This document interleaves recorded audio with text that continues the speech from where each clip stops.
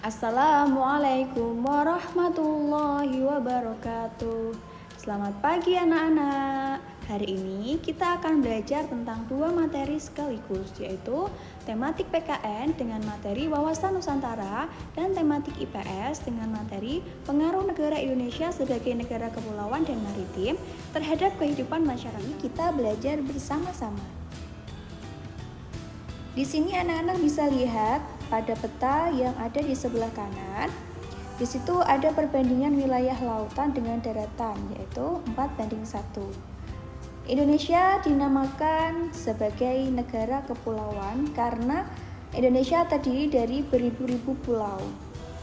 Selain itu, Indonesia juga dikenal dengan sebutan negara maritim karena wilayah lautannya lebih luas dibandingkan dengan wilayah daratannya dengan perbandingan 4:1.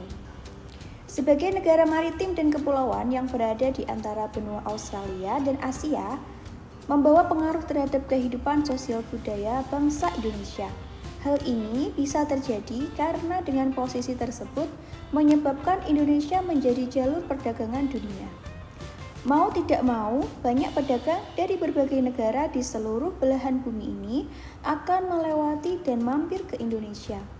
Pedagang-pedagang dari berbagai negara tersebut tentunya memiliki latar belakang yang berbeda antara satu dengan yang lainnya. Para pedagang yang mampir, ada sebagian yang menetap di Indonesia, turut membawa adat budaya dari negara asalnya. Lambat laun, adat budaya yang dibawa tersebut akan berbaur, bercampur, bahkan melebur dengan adat budaya asli Indonesia. Kondisi geografis Indonesia yang terletak di antara dua benua dan dua samudra menyebabkan perdagangan Indonesia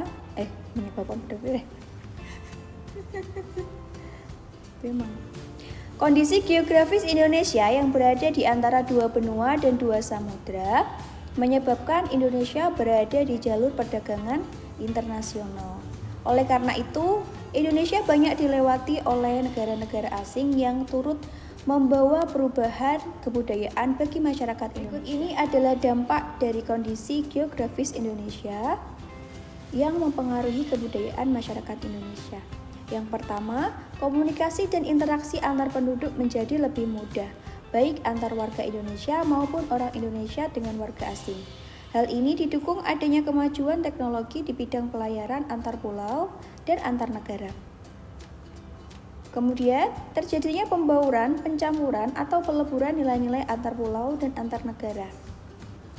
Muncullah perkampungan-perkampungan etnis tertentu.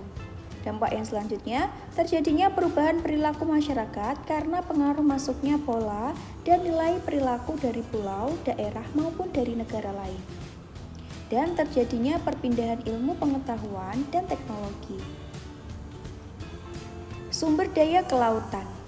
Negara Indonesia merupakan negara yang kaya. Sebagai negara kepulauan dengan wilayah lautan yang sangat luas, Indonesia menyimpan potensi sumber daya alam kelautan yang sangat besar.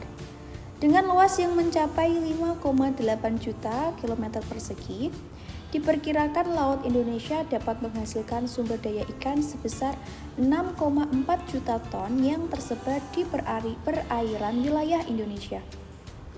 Di samping itu, potensi sumber daya kelautan dapat dikembangkan untuk budidaya berbagai jenis makhluk hidup seperti budidaya ikan laut, moluska, dan rumput laut. Selain itu, wilayah laut Indonesia juga memiliki potensi sumber energi, yaitu kandungan minyak bawah laut dan energi gelombang laut. Selanjutnya adalah sumber daya pertanian. Negara Indonesia yang berada di garis khatulistiwa menjadikan Indonesia beriklim tropis. Di samping itu, letak geografis Indonesia yang berada di antara dua samudra, yaitu Samudra Hindia dan Samudra Pasifik, serta diapit oleh dua benua, yaitu benua Asia dan Australia, sehingga sangat cocok bagi pertumbuhan tanaman. Sektor pertanian yang menjadi andalan perekonomian bangsa dapat menghasilkan berbagai produk pertanian, seperti sayur-sayuran dan buah-buahan, untuk memenuhi kebutuhan dalam negeri, bahkan diekspor ke luar negeri. Beberapa produk perkebunan Indonesia seperti rempah-rempah, kopi, teh, coklat, kelapa sawit, dan karet diekspor dan terkenal hingga ke luar negeri. Besarnya potensi alam yang dimiliki Indonesia ternyata belum sepenuhnya dapat dimanfaatkan secara maksimal.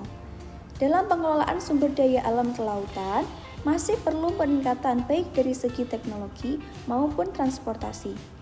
Hal ini sangat penting mengingat sistem transportasi dan komunikasi yang memadai dibutuhkan untuk menjangkau wilayah laut Indonesia yang sangat luas. Potensi sumber daya alam yang terkandung dalam wilayah NKRI, baik wilayah laut maupun daratan, merupakan karunia dari Tuhan Yang Maha Esa. Karunia tersebut harus kita jaga dengan sebaik-baiknya.